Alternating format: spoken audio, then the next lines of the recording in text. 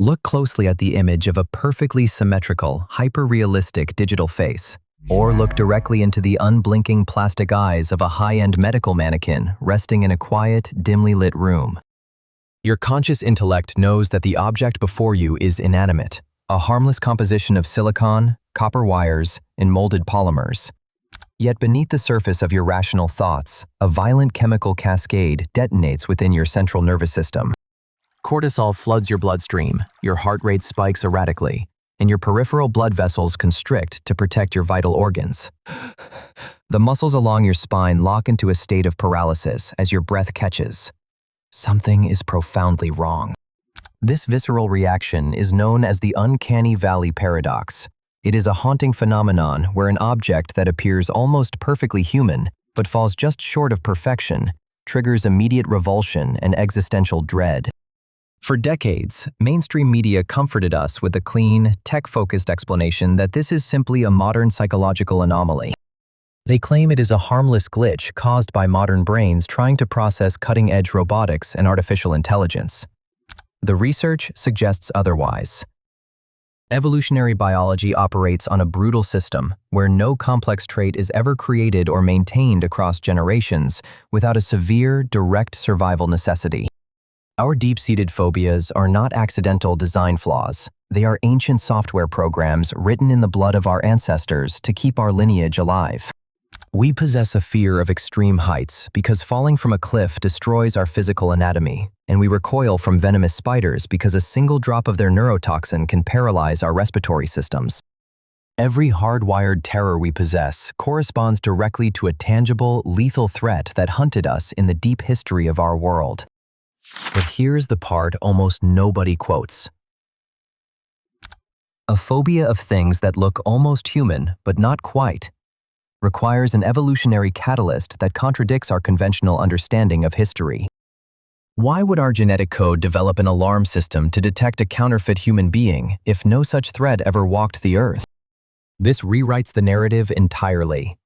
We are not reacting to a tech glitch.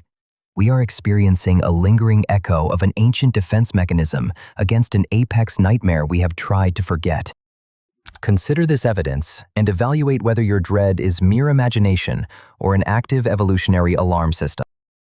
What if our ancestors were not alone in the primeval forests? And what if the true master of the ancient world looked exactly like us, but viewed us merely as easy livestock?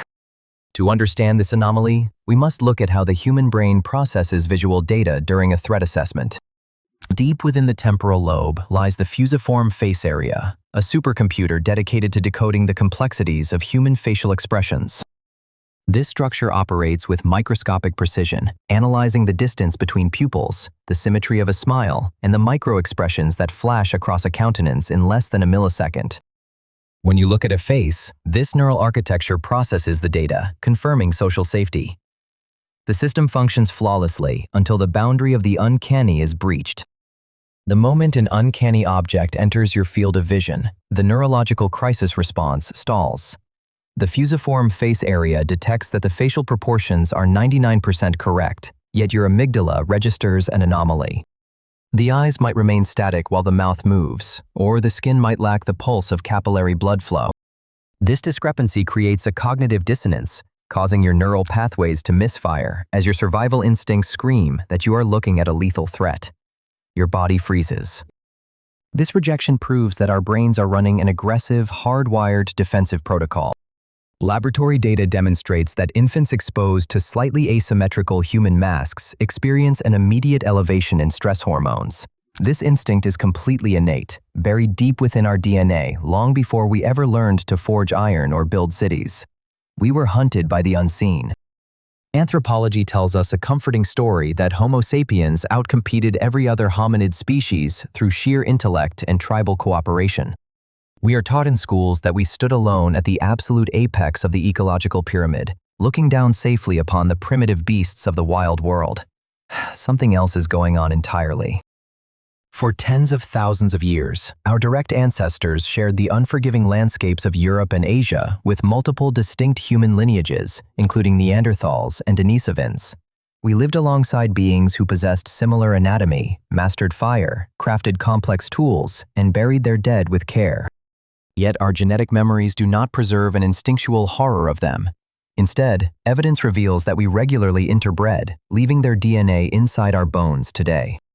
The Uncanny Valley is not a fear of a different human species, but a shield against a terrifying parasitic counterfeit that existed in the shadows of our evolutionary journey. A deep understanding of these genetic scars allows us to finally piece together the true, unvarnished history of our species. To comprehend how such a predator could exist, we must look at zoology, where evolutionary biologists observe a highly effective survival strategy known as aggressive mimicry.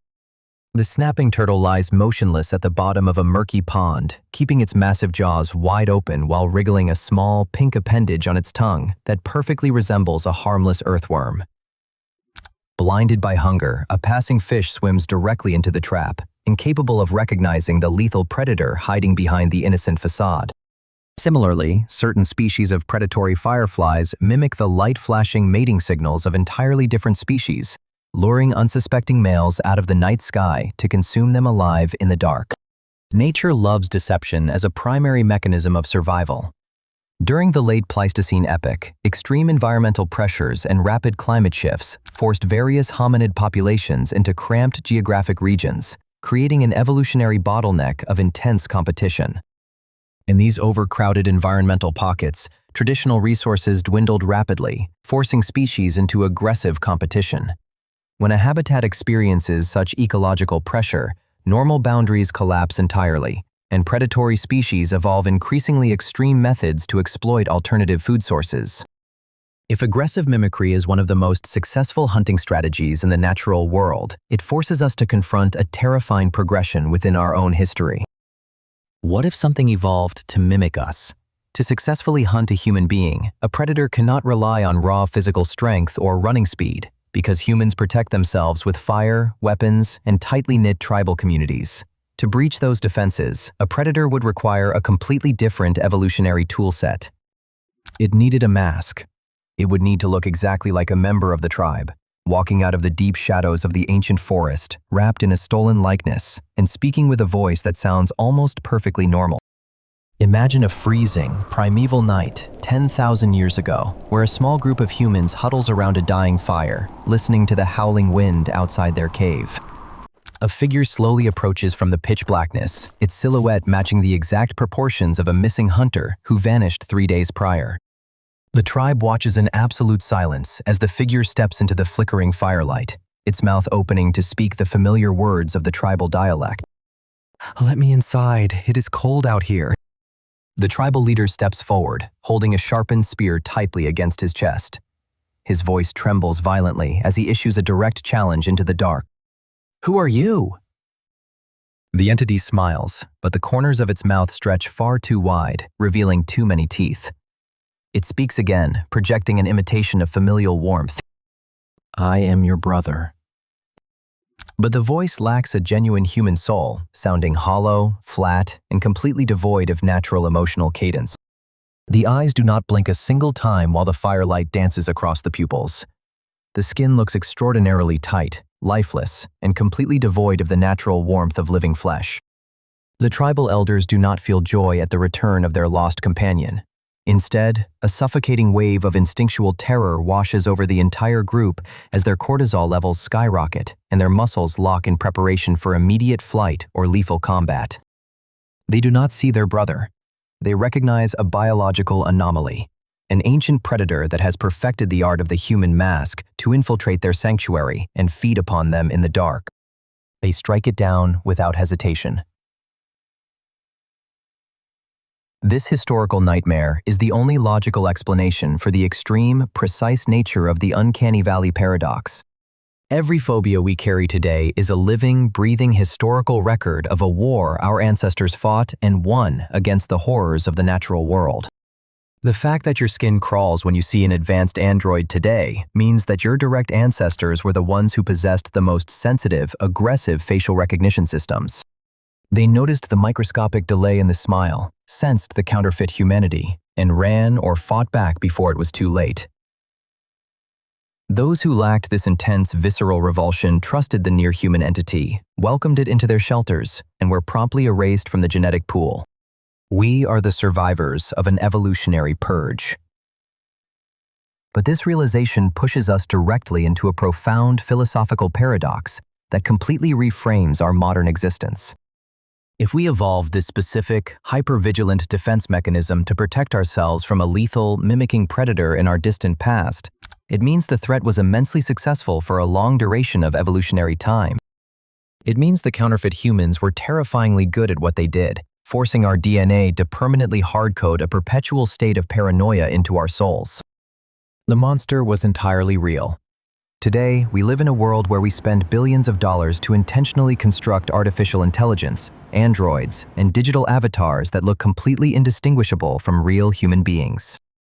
We are willingly building the exact shape of the ancient nightmare that our ancestors spent hundreds of thousands of years running from. We invite the anomaly back into our homes. As you look at the rapidly closing gap between the real and the artificial, you must ask yourself one final, haunting question that science cannot answer. When the line completely vanishes and the artificial face looks 100% identical to your own, how will you know if you are looking at a triumph of modern engineering? Or has the ancient predator finally returned, perfected its mask, and is simply waiting for you to turn off the light?